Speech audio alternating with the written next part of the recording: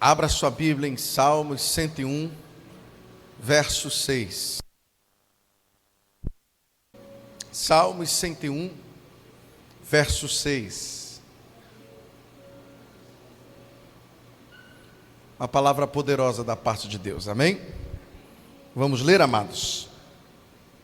Diz assim: os meus olhos procurarão os fiéis da terra, para que estejam comigo.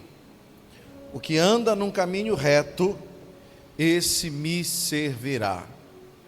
Está na versão ACR, se eu não me engano, viu? Depois tu coloca aí, para ficar igual o texto que eu li. Ah, pronto, é essa mesmo. Você pode sentar no seu lugar? Hoje eu quero compartilhar com você essa palavra sobre fidelidade a Deus. Parece que é uma coisa que está cada vez mais difícil, né, irmãos? A gente achar uma pessoa fiel realmente a Deus. Uma pessoa que realmente está num caminho reto. O Salmo, ele diz que Deus está à procura dessas pessoas que realmente não abrem mão da sua fidelidade diante dele. Quando você olha o cenário que a gente está vivendo hoje, as redes sociais, por exemplo, tem pessoas que estão vivendo essa vida dupla com Deus, né? Eu estava falando hoje pela manhã que às vezes o ímpio, ele está dentro da igreja. Mas, pastor, como é que pode um ímpio estar congregando diante de Deus? Eu falei sobre isso no último domingo, vocês lembram? Sobre a gente ter comunhão com Deus. E Deus tem me direcionado muito para pregar essa mensagem. Deus, ele tem trazido muito essa reflexão para a gente bater nessa tecla. E o que é o ímpio, irmãos? O ímpio é aquele que não tem temor a Deus. O ímpio não é aquele que não acredita em Deus. O ímpio é aquela pessoa que acredita em Deus, sabe que Deus existe, sabe que existe o inferno e o céu e o inferno. O ímpio muitas vezes é aquele que conhece a lei de Deus, mas ele decide caminhar num caminho sem o temor de Deus. É aquele que vive na desobediência diante de Deus. E aí às vezes a gente acha que o ímpio é a pessoa que só está lá fora. Mas tem muita gente que está dentro da igreja, irmãos, e eu falo isso no âmbito geral, não só a nossa igreja, mas a igreja de Jesus Cristo em geral. Tem muitas pessoas que estão sem temor a Deus. Sabe quando é que a pessoa ela perde o temor diante de Deus? Quando não há mais o arrependimento na vida dela. Quando aquele homem fazia certa coisa e aquilo ali gerava um constrangimento dentro dele, ao ponto de ele se arrepender diante de Deus, e de repente de tanto fazer isso, porque o pecado é assim, irmãos. O pecado a gente vai se acostumando com ele vai se tornando uma iniquidade na nossa vida, e a prova de que ele se tornou uma iniquidade é quando não tem mais aquele constrangimento, aquele sentimento de eu preciso parar com isso, eu preciso largar isso, eu não posso mais fazer isso, que é o arrependimento. E aí Deus ele fala que ele está à procura das pessoas que realmente são fiéis a ele. Eu falei hoje pela manhã que o ímpio, a Bíblia vai dizer que a oração do ímpio, ela gera um desconforto para Deus. Por quê, pastor? Porque é incoerente, a pessoa ela está no caminho errado, às vezes, e está buscando ao mesmo tempo, diante de Deus, uma resposta. É incoerente. Às vezes a pessoa ela está no caminho sem o temor diante de Deus, e está buscando o quê? Um milagre diante de Deus. Eu estou errado, mas Deus ele me ouve, Deus ele me entende. E aí é que a Bíblia bate de frente com isso, porque a Bíblia diz que a oração do ímpio se torna desconfortável para Deus. É uma oração que a Bíblia fala essa expressão exatamente, uma oração detestável. Deus não gosta não, Deus ele não atende a oração da pessoa que está vivendo dessa forma. E tem muita gente se enganando, achando que Deus está ouvindo a sua oração. A pessoa, existe dois tipos de pessoas. a que está aprisionada e é inocente. Inocente no sentido de a pessoa ela não conhece ainda como se libertar daquilo. E existe a pessoa que se faz prisioneiro, você entende isso? A pessoa que ela por si própria, ela escolhe aquele caminho que aprisiona ele, que aprisiona ela. Então o ímpio é esta pessoa que escolheu viver aprisionado ao pecado, é a pessoa que escolheu viver essa vida sem o temor diante de Deus. Quando a gente começa a viver essa vida dupla, meio no pecado, meio na presença de Deus, isso é a maior prova de que a gente já perdeu o temor há muito tempo. E quando a gente fala sobre fidelidade, no dicionário que nós temos aqui, no nosso dicionário Aurélio, a palavra fidelidade significa a qualidade de alguém que é fiel, alguém que é leal, porque é lealdade, é o que significa a palavra fidelidade, é retidão. Já quando a gente leva para o sentido espiritual, a palavra fidelidade, ela também significa lealdade, mas ela vai um pouco mais profundo. A palavra fidelidade significa honesto, verdadeiro, aquela pessoa comprometido, que assume uma aliança.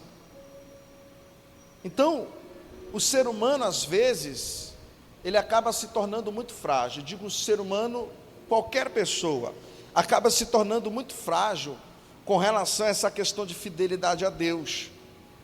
E a fragilidade muitas vezes ela é decorrente da nossa vida emocional, porque nós somos emocionalmente frágeis. A gente pode ser durão como for, mas em alguma hora a gente quebra. Eu já vi homens que são durões nos mais diversos momentos da sua vida. O camarada era durão, mas teve uma coisa que aconteceu que quebrou ele, que desestruturou ele. E nós somos frágeis com relação a isso, com relação à fidelidade a Deus, por causa do nosso emocional. O ser humano a gente facilmente se corrompe com sentimentos como, por exemplo, alegria. Facilmente você experimenta de uma falsa alegria e você pode se corromper com aquilo. O ser humano facilmente se corrompe com a ganância. O ser humano ele facilmente se corrompe com as coisas. E isso muitas vezes é essa fragilidade emocional que nós temos, que muitas vezes atrapalha a nossa relação de fidelidade com Deus, porque nós nos deixamos envolver às vezes das mais diversas áreas da nossa vida. Às vezes nós nos deixamos envolver por coisas que a gente não deveria deixar. Às vezes a gente se deixa se aproximar de nós coisas que a gente não deveria deixar. Olha, quando você olha para o José da Bíblia, a Bíblia diz que ele poderia ter caído naquele pecado com aquela mulher, mas ele escolheu se afastar, porque tem coisas que não adianta você querer. Esse é o nosso erro, a gente querer provar de que a gente consegue, a gente querer provar de que a gente é forte, querer provar de que a gente consegue resistir. É o nosso maior erro. É aí que entra a nossa fragilidade com relação à nossa fidelidade a Deus. É que a gente tenta provar alguma coisa que a gente não tem capacidade ainda. O ser humano ele é frágil com relação a isso. Um exemplo disso é que algumas pessoas, quando são contrariadas, e quando eu digo contrariadas, é quando as coisas não acontecem da maneira que a pessoa queria, quando as coisas elas não fluem da maneira que a pessoa esperava, criam um rumo totalmente diferente, e muitas vezes esse rumo diferente que se cria é proposital da parte de Deus, para colocar você num outro caminho, para forçar você a ir para uma outra direção. Às vezes esse é um mecanismo que Deus usa para preservar a gente, para que a gente não se perca.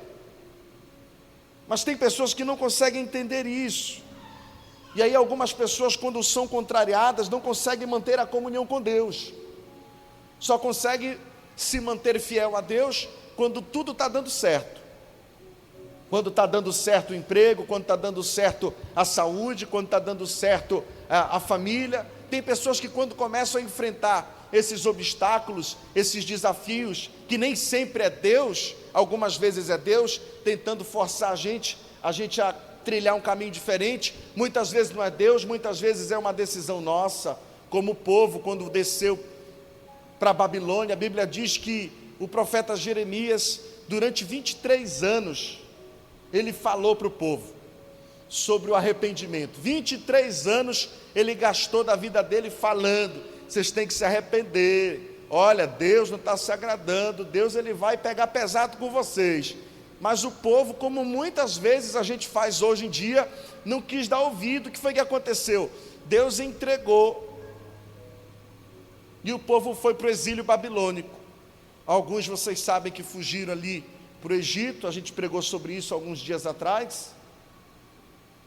E aí o povo caiu em 7 décadas de escravidão, e não foi uma questão de Deus tentando forçar eles, é que eles escolheram aquilo ali, pela teimosia deles.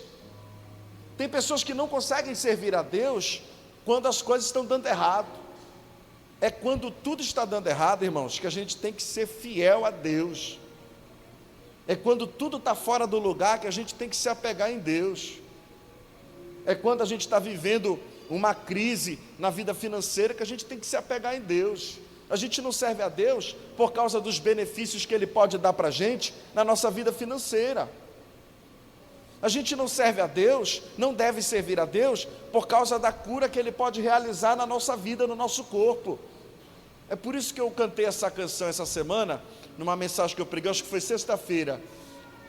Se Deus fizer, Ele é Deus, e se não fizer, Ele continua sendo Deus, porque a gente não tem que se apegar a Ele pelos benefícios que Ele pode nos dar. E tem pessoas que são tão frágeis, que quando algumas coisas começam a dar errado na sua vida, logo desanimam na presença de Deus, logo esfriam, não conseguem mais orar, não tem mais prazer em ir à casa do Senhor, não tem mais prazer em adorar a Deus, em estar na presença de Deus. Tudo por quê? Tudo porque uma das coisas que a pessoa muito queria, orou, e não aconteceu. Irmãos, eu já vi tanto isso acontecer. Eu mesmo já fui vítima disso, de orar com toda a minha força, fazer um jejum pesado, e Deus não atendeu aquilo que eu queria. Eu fiquei uns 2 dias assim meio desanimado, depois o Espírito Santo me deu um estalo, eu disse: está queimado em nome de Jesus. Chutei o desânimo para lá, chutei a tristeza para o outro lado e disse: quer saber de uma coisa? Se não deu certo, se Deus não fez do jeito que eu queria, não fez do jeito que eu queria, é porque Deus tem alguma outra coisa para a minha vida melhor. E eu estava certo, Deus tinha uma coisa melhor para a minha vida. Então Jesus Cristo, Ele afirma para a gente, que ia ser difícil a gente seguir Ele. Ele fala que seria muito difícil, que às vezes isso ia causar um desentendimento dentro da nossa casa, por causa da nossa fé. Ele mesmo afirma que a gente seria perseguido por causa da nossa crença, por causa da decisão que a pessoa tomou de ser fiel ao Senhor. Não é fácil, irmãos, mas é uma coisa que está tão difícil nos nossos dias atuais, que a palavra de Deus diz assim: os meus olhos procurarão os fiéis da terra. Para quê? Para que eles possam servir ao Senhor. Por isso que quando nós observamos nos tempos antigos, na época do Império Romano, você tinha que ter uma convicção muito forte da sua fé. Algumas pessoas, elas eram mortas. Nos tempos antigos, na época do Império Romano, você tinha que ter uma convicção forte de quem você queria ser diante de Deus, se você realmente era ou não era de Cristo. Nos nossos dias atuais, a gente observa que parece que isso não está acontecendo. A gente encontra um ou outro caso de pessoas que verdadeiramente estão ali sendo fiéis ao Senhor, dispostas a mesmo até dar sua própria vida em favor da sua fé. Tem a história de um homem que eu estava vendo esses dias, um pastor iraniano. Eu acho que uns anos atrás, ele foi preso E a proposta que foi feita para ele é que ele mudasse a religião dele, que ele abandonasse a fé dele. Sabe o que foi que aconteceu na história? Isso passou no jornal, você pode até pesquisar na internet. Pastor iraniano que foi morto por causa da sua fé. Como ele não negou Jesus, ele não mudou a sua fé, ele não se arrependeu do Evangelho, a Bíblia diz que enforcaram ele, mataram ele por enforcamento. E quando ele foi para o dia que ele foi sendo enforcado, que colocaram ali no pescoço dele antes, já nos últimos minutos, que ele sorria. E ele sorria porque ele tinha certeza que tinha alguma coisa que esperava ele melhor. Ele sorria porque ele tinha certeza da salvação dele. Isso é difícil de encontrar, é uma coisa rara nos nossos dias hoje. Mas Deus continua procurando os fiéis da terra. Você entende isso? Diga amém, Jesus. Essa fidelidade que Deus está falando, irmãos, na palavra dele, em Salmos, não é uma fidelidade que tem relação com a perfeição. Essa fidelidade que Deus está falando é sobre aquela pessoa que tem um compromisso. Não é uma fidelidade de você ser perfeito diante de Deus, porque você sempre vai ter erros, você sempre vai ter falhas, você sempre vai ter pecados, que a gente vai viver essa luta contra o pecado constantemente na nossa vida, até que o Senhor venha ou que a gente vá ao encontro dele. Mas essa fidelidade que Deus está falando não é uma fidelidade de santidade, de você ser perfeito ao ponto de você não ter erros, de você não ter pecado, mas é uma fidelidade de você ter compromisso, é uma fidelidade de você ter convicção da sua fé, é uma fidelidade de você não abrir mão, dos teus princípios. É essa fidelidade que Deus está falando em Salmos 101, versículo 6, que Ele procura aquelas pessoas que, mesmo sendo imperfeitas, não abrem mão do seu compromisso com Deus, não abrem mão da sua fé em Deus, não abrem mão da sua crença, da sua convicção, mesmo que a pessoa seja falha, mesmo que a pessoa muitas vezes cometa erros, mas é aquela pessoa que não abre mão. É isso que Deus está falando.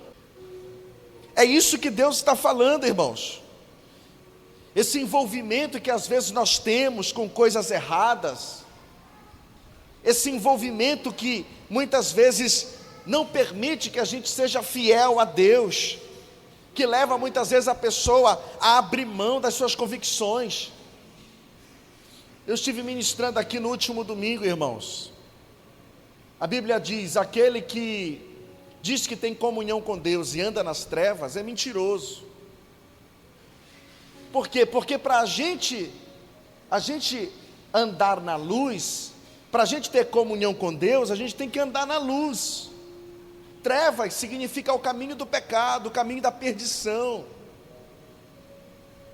E a luz significa o caminho da santidade, aquele que busca a libertação do pecado. Mas a gente está vivendo um tempo muito estranho, de pessoas que acham que não precisam se arrepender dos seus pecados, de pessoas que acham: mas é porque eu não sou perfeito, Deus não quer as minhas obras, Deus quer o meu coração. Você está enganado, irmão. Jesus Cristo, Ele não morreu naquela cruz para você levar o nome dEle por aí fazendo coisa errada. Jesus Cristo não morreu naquela cruz para você levar o nome dEle para o carnaval. Ele não morreu por isso, mas para que você fosse uma testemunha, um testemunho dEle, para que as pessoas olhassem em você a presença dEle. Mas hoje está difícil discernir um crente. Está difícil discernir um crente, é difícil. Está difícil você identificar quem tem o Espírito Santo e quem não tem o Espírito Santo. Porque as pessoas parecem que estão se acostumando com o pecado e não há mais aquele sentimento de temor, de arrependimento. Isso se dá pelo envolvimento. Quando a gente começa a se envolver com essas coisas, a gente automaticamente está colocando em quesito a nossa fidelidade a Deus.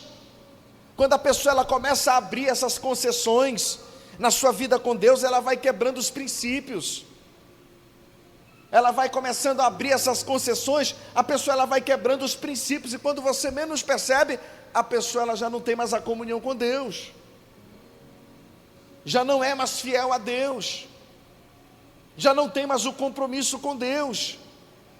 E quando a gente fala desse princípio de fidelidade a Deus, olha, 3 homens da Bíblia, que são exemplos claros, são testemunhos para nós hoje, de como nós temos que nos colocar diante desse mundo, de como nós temos que nos colocar diante do pecado que muitas vezes tem batido a nossa porta.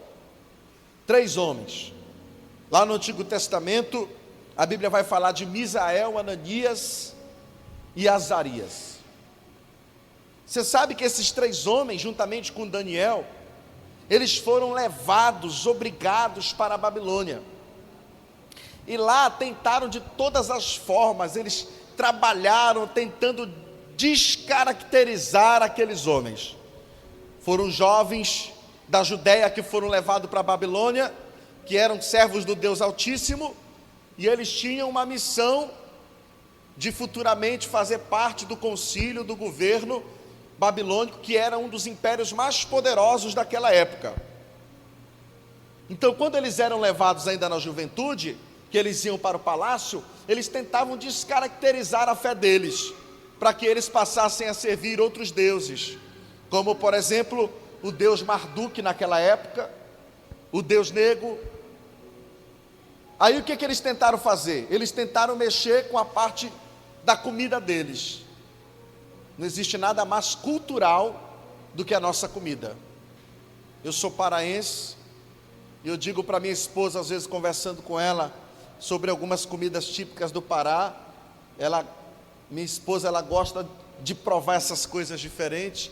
Aí às vezes a gente conversando, eu digo, olha amor, tem umas comidas bacanas lá em Belém que eu acho que tu vai gostar.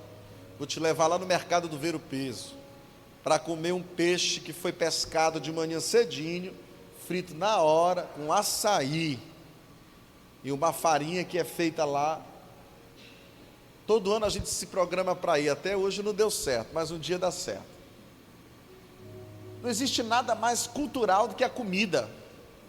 Por exemplo, aqui, quando eu cheguei aqui no Maranhão, o que me apresentaram logo de cara foi o arroz de cuchá, não é isso? O arroz de cuchá é uma comida típica de vocês. Se você levar isso aqui lá para São Paulo, eles vão estranhar, tem gente que nem sabe o que é isso. São comidas típicas. E aí eles trabalharam de toda forma para descaracterizar esses 3 jovens, para transformar eles em pessoas totalmente diferentes. É isso que o mundo faz. O mundo ele tenta de todas as formas descaracterizar quem nós somos, transformar a gente em pessoas que nós nunca seríamos. O mundo vem com essa desculpa de que é uma versão melhor. Não, é uma versão pior, porque tudo aquilo que nos afasta de Deus não é bom, irmãos. Não tem como ser bom uma coisa que vem para te afastar de Deus. Só que eles não conseguiram, mesmo diante dessa tentativa pesada de fazer com que eles partilhassem dos manjares. A Bíblia diz que esses 3, juntamente com Daniel, eles resistiram e não cederam, eles não se deixaram influenciar. E aí, por último, o que eles tentaram fazer para descaracterizar a mente deles, trabalhando pesado na mente deles para descaracterizar, melhor falando, a fé deles, descaracterizar quem eles eram, eles foram e tentaram mudar o nome deles. Daniel eles chamavam de Beltesazar, e aí o Ananias, olha o significado do nome do Ananias. Ananias, segundo a cultura dele, segundo a religião dele, Ananias significa o Senhor é gracioso. Diga a glória a Deus. Aí o que foi que fizeram? Mudaram o nome de Ananias. Azarias significa o Senhor é a minha força. Misael significa quem é igual a Deus. Nomes com significados fortes, não é verdade? Quando você falava assim, Ananias, você estava dizendo, o Senhor é gracioso. Quando você falava Misael, você estava dizendo, quem é igual a Deus? Quando você falava Azarias, você falava, o Senhor é a minha força. Aí eles fizeram o quê? Tentaram mudar o nome deles, achando que mudando o nome deles, ia conseguir mudar quem eles eram por dentro. E aí deram outros nomes para eles, que foi o tal do Sadraque, Mesaque e Abidnego. Sabe o que significa Sadraque na cultura babilônica? Servo do deus Marduk. Aí tem pai que diz assim, pastor, estava pensando em dar esse nome para meu filho. Não dê não. Está na Bíblia, mas não é de Deus esse nome. Sadraque significa servo do deus Marduk. Mesaque significa sombra do príncipe. E Abidnego significa servo do deus Nego. Tentaram de todas as formas mudar quem eles eram. Aí teve um dia alguém que veio com a intenção de encher o ego do rei Nabucodonosor, convenceu ele a fazer uma estátua, que essa estátua seria como uma imagem com a fisionomia dele, de mais ou menos uns 30 metros, num campo chamado Dura. E aí essa pessoa veio e disse assim, rei, tu és gracioso, tu és poderoso, não há ninguém como tu na face da terra. Começou a encher, a inflar o ego de Nabucodonosor. Conseguiu convencer ele a criar essa estátua. E aí o rei teve uma ideia, olha, é o seguinte, a gente vai botar essa estátua lá no campo de Dura, e nós vamos fazer lá uma inauguração da estátua. E aí o rei fez um decreto, mandou para todas as províncias, chamando as pessoas, dizendo que quem não fosse, quem não participasse, ia ser punido. Quando chegou no grande dia da inauguração de uma estátua de ouro, essa estátua ela tinha mais ou menos a medida do Cristo Redentor, para você ter uma noção, 30 metros de altura, mais ou menos a medida do Cristo Redentor, totalmente de ouro essa estátua. Quando chegou lá na hora, que começaram a tocar os instrumentos, como um tipo de honra àquela estátua, a Bíblia diz que todo mundo começou a se ajoelhar, mas tiveram 3, Ananias, Azarias e Misael. Esses 3 não se ajoelharam. Aí alguém chegou para o rei e disse, rei, tem 3 jovens que não se ajoelharam. O rei manda chamar eles. O rei diz assim para eles, vocês não sabem que vocês têm que se ajoelhar? Eu vou dar uma segunda chance para vocês. Quando tocar o instrumento, vocês vão se ajoelhar. E se não se ajoelharem, vocês já sabem que serão lançados, punidos, lançados numa fornalha. Aí a Bíblia diz que antes que o rei falasse mais alguma coisa, tocou lá, e aí os 3 falaram assim, ó rei, se o Senhor nosso Deus quiser livrar a gente, Ele livra. Mas se Ele não quiser livrar a gente, está tudo bem. Mas nós não iremos adorar a outro Deus. Nós não iremos negociar as nossas convicções de que só existe um Deus. Talvez algumas pessoas de nós, diante daquela situação, iríamos dizer, mas eu estou zelando pela minha vida, pastor. Eu creio em Deus, eu só vou me ajoelhar para resguardar a minha vida. Não. Eles não temiam a morte, porque eles sabiam que a fidelidade diante de Deus, ela gera benefícios, diga glória a Deus. Aí, o rei mandou esquentar a fornalha, a Bíblia diz que o camarada que estava lá, preparando para ficar ainda mais fervente a fornalha. Diz que esse homem, só o bafo da fornalha matou ele.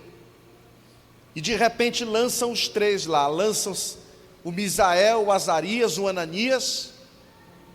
E aí quando eles são lançados lá, não se ouve os gritos, não se ouve o choro, não se ouve os gritos de terror, de desespero.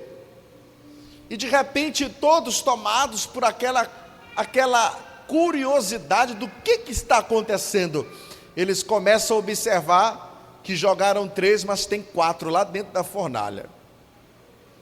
E eles não estão caídos no chão, eles estão andando pela fornalha. E o quarto homem que estava com eles tinha um semblante ao Filho dos deuses. Alguns estudos teológicos dizem que era o próprio Senhor Jesus Cristo que desceu para guardar aqueles 3. De repente, alguém vai lá para o rei e disse: olha, rei, tem alguma coisa errada, a gente lançou eles na fornalha, mas eles não morreram, e tem mais um com eles que a gente não sabe quem é. Quando o rei chega lá que manda tirar eles, tinha 4 lá dentro, mas só sai 3. Nenhum fio de cabelo deles pegou fogo, nenhum fio de cabelo foi queimado. Aquilo chama a atenção de Nabucodonosor. Ele pergunta para eles: o que foi que aconteceu? Eles dizem: foi o Senhor que nos guardou dentro da fornalha. Aí sabe o que Nabucodonosor diz? Eu tenho que dobrar os joelhos diante de Deus de vocês. E aí ele faz um novo decreto, dizendo que há um Deus verdadeiro, que é o Deus de Ananias, Azarias e Misael, e que todo mundo tem que respeitar, tem que reconhecer que Ele é o Deus verdadeiro. Sabe, irmãos, sabe qual é o nome disso? Da atitude desses 3 homens, que a gente precisa ter essa atitude nos nossos dias hoje: fidelidade. Você não é fiel a Deus só porque você oferta na casa do Senhor. Isto é bom, ajuda a manter a obra de pé.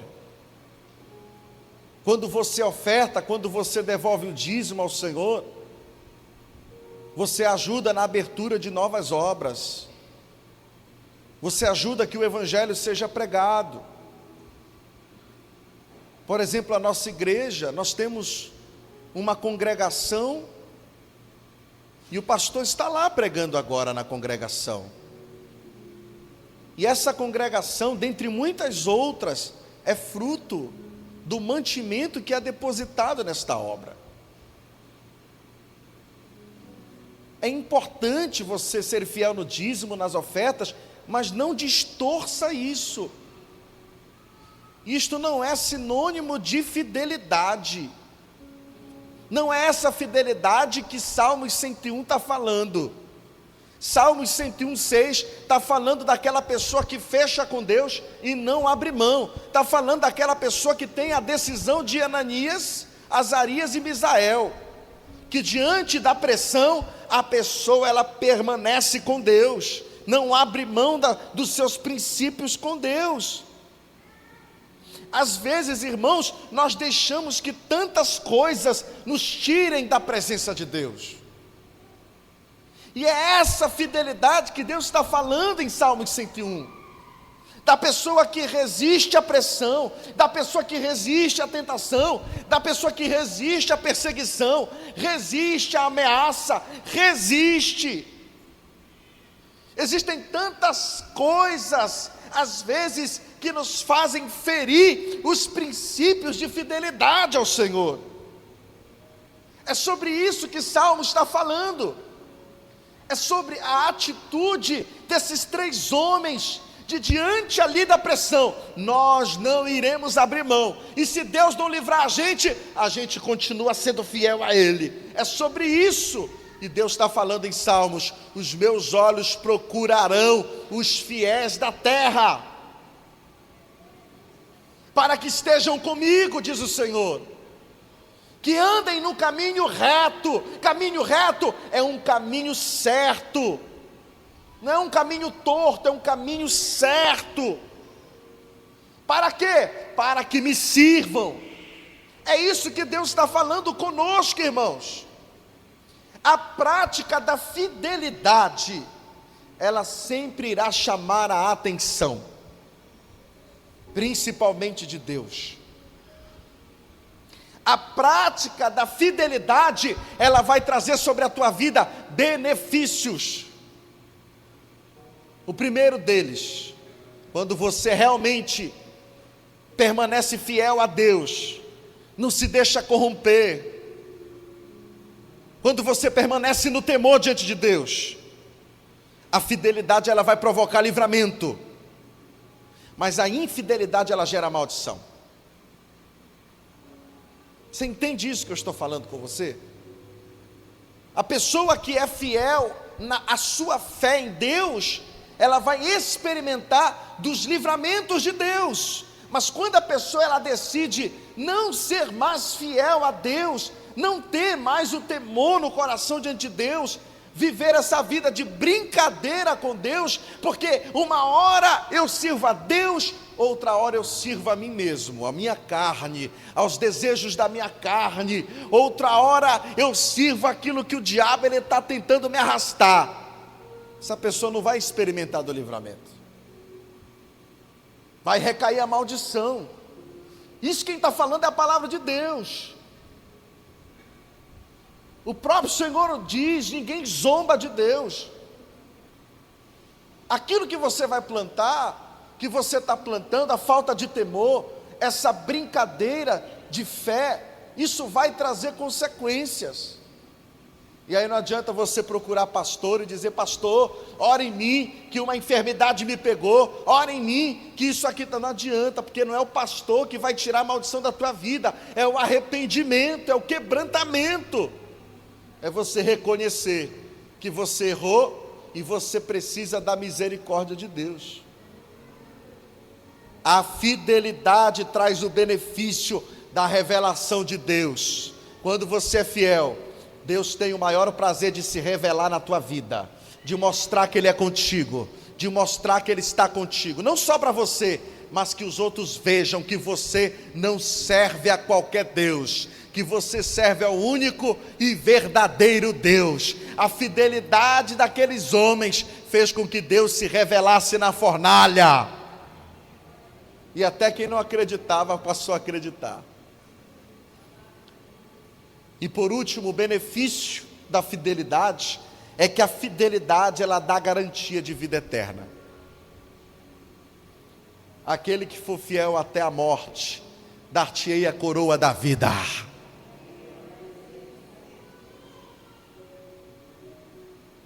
Tem muita gente que não está salvo. Tem muita gente que, se Jesus voltar agora, não vai subir. Tem muitas pessoas que acham que a salvação está na roupa que veste, na ida à igreja. Ir à igreja é bom, irmãos. Você vir aqui é muito bom, mas a fidelidade a Deus vai além disso. Por isso, nessa noite, a palavra de Deus, coloca o texto de Salmos aí, 101:6. Os meus olhos procuram os fiéis da terra, para que estejam comigo. O que anda num caminho reto, esse me servirá. Que o Senhor encontre a gente, que nós consigamos caminhar no caminho reto, que você a partir de hoje consiga ser verdadeiramente fiel ao Senhor, não apenas no teu dízimo e na tua oferta, mas fiel nas tuas escolhas, fiel nas palavras que saem da tua boca, fiel ao Senhor nas decisões que você toma, que você seja fiel ao Senhor de todo o teu coração. Amém? E é por isso que eu quero orar por você hoje. Fique em pé no seu lugar, se você puder.